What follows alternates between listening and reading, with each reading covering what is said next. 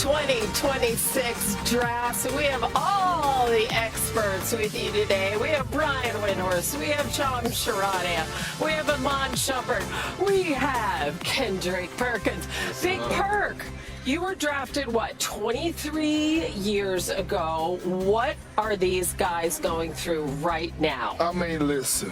This is about to be the best day of a lot of these young men's lives. Their lives about to change forever. Because I know me being drafted in 2003, it changed my life. You know, you get to thinking about the sacrificing that your parents made. You think about the hours that you put in into your craft, being in the gym, AAU tournaments.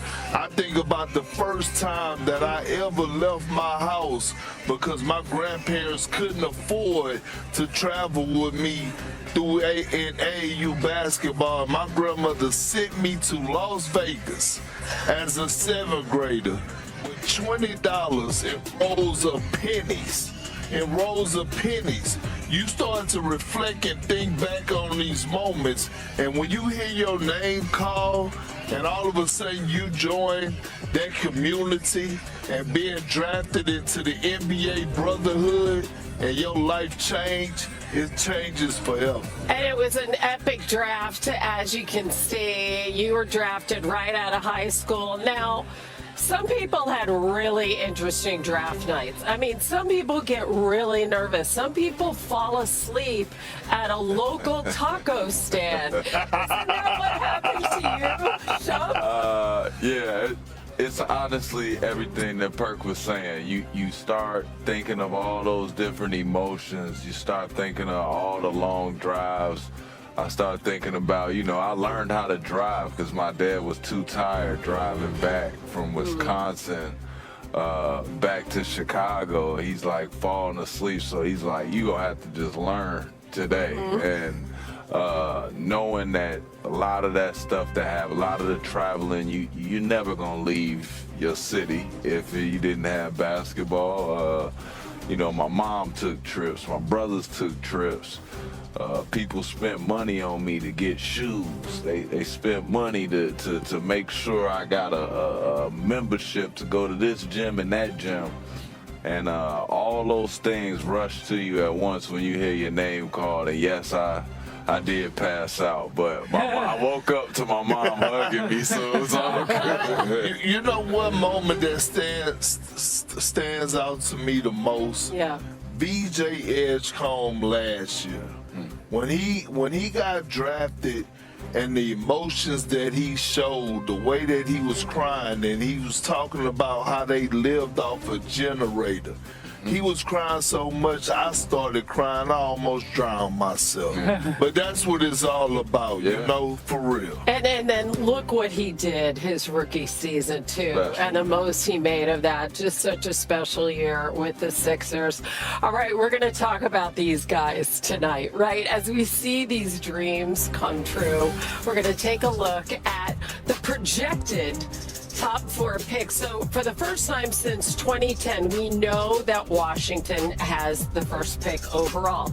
They are followed by the Utah Jazz, then the Memphis Grizzlies, then the Chicago Bulls. Our draft expert, Jeremy Wo's just been releasing mocks all over the place. This is the very latest one.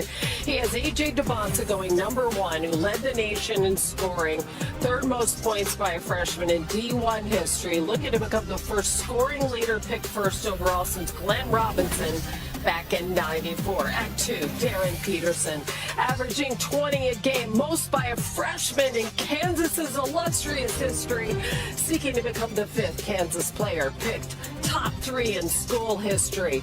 At 3, projected Cam Boozer, 2nd freshman in ACC history to average 20 and 10 per game.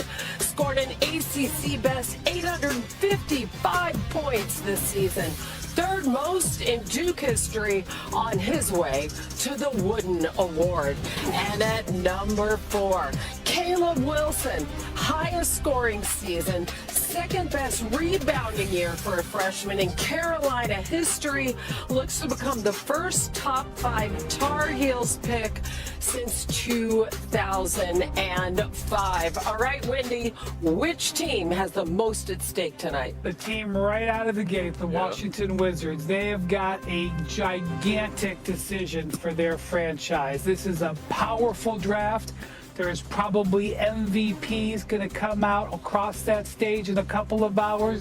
The difference between getting the first pick right and getting the first pick wrong could be the difference in how this team's future and ceiling goes for the next decade. They've been sitting with the decision now for a couple of weeks. They have not let their hand be shown, and the process that they went through is vital to get right. It was as big of the stakes as we have had in recent memory at the number 1 pick. It's all about what you value. What are you hearing, Shams, about that number 1 pick? And the league-wide belief that I garner is that the Wizards are locking in on A.J. Debonsa with that number 1 overall pick. And Michael Winger, Will Dawkins, the Wizards executives, they've done research on Cam Boozer, on Darren Peterson, obviously, at that number 1 slot. They're going to do their due diligence, but when you look at A.J. Debonsa at the wings, they look at him as a natural fit into Trae Young, who just got a massive $212 million max contract. They got Anthony Davis, AD, in the middle, and so a natural wing for them is what they're targeting and looking at here as we inch closer and closer to pick I mean, number if you're 1. looking at fit, maybe with the young contract, maybe Peterson isn't the best. But who would you like to see go number 1 overall? I would like to see Darren Peterson, but A.J. Debonsa is the guy that they need to take, to be honest with you. And one, he has the confidence. And the one thing that you could never question about him is his motor. Yes, he passed the eye test for us, his measurables, but every single night, he's going to bring it. Yep. And I love a player that have confidence because, as Wendy was just saying, this is the Wizards' golden opportunity to get it right. They have been the Sacramento Kings of the Eastern Conference, if you want to keep it real. And so when I look at A.J. Debonsa and I'm looking at what he could bring to the table, my best friend was the assistant coach at Arizona. He said, Perk, we played Darian Peterson and A.J. Debonsa. When we scouted for Darian Peterson, we was like, oh, okay. A.J. Debonsa kept us up all night in the scouting report. We got to the point where we was like, he go get his, we just got to shut off everybody else. Yeah, when I look at him, it's his tools that he brings to a team, especially if you're the Washington right now. You have holes in your roster. He fills holes. He gets in past the lanes. He defends on the breakaway. He gets back every time.